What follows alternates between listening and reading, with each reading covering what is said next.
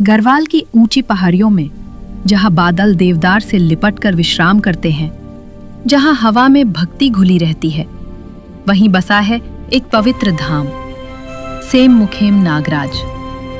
ये केवल एक मंदिर नहीं, ये ईश्वर की जीवित उपस्थिति का प्रमाण है। बहुत समय पहले टिहरी गढ़वाल की इन पहाड़ियों पर राज करता था एक प्रतापी राजा, गंग रामोला।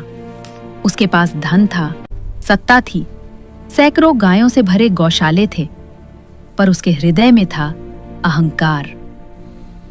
एक दिन सांझ ढल रही थी, आकाश सुनहरा हो रहा था। तभी एक साधु राजा के दरबार में पहुंचा।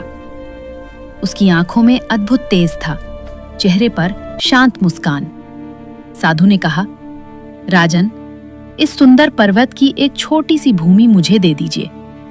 राजा ठहाका लगाकर हंसा, मैं किसी भटकते साधु को भूमि नहीं देता। दरबार हंसी से गूंज उठा, पर राजा नहीं जानता था, वो साधु कोई साधारण मनुष्य नहीं था, वो स्वयं भगवान श्री कृष्ण थे। अगली सुबह राजा अपने गौशाले पहुंचा और उसकी सांसें थम गईं।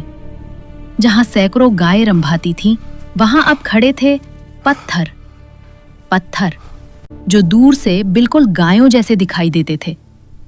पूरा राज्य भय से कांप उठा। राजा समझ चुका था, ये किसी साधारण साधु की लीला नहीं। वो पर्वत की ओर दौड़ा, जहां वही साधु शांत खड़े थे। राजा उनके चरणों में गिर पड़ा। प्रभु, मुझे क्षमा करें, मैं आपको पहचान न सका।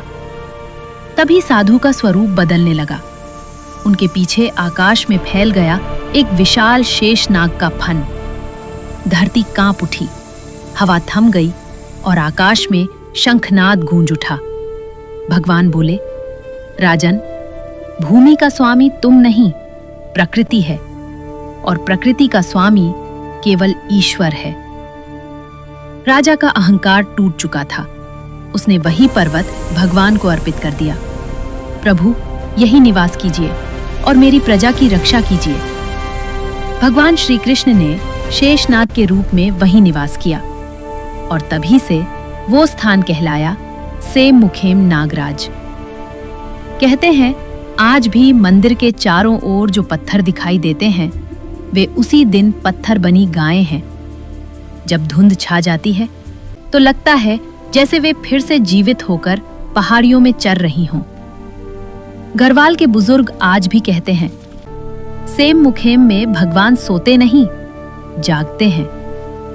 ये कथा सिर्फ एक मंदिर की नहीं, ये कहानी है उस क्षण की जब अहंकार पत्थर बन गया और भक्ति अमर हो गई। जय सेम मुखेम नागराज।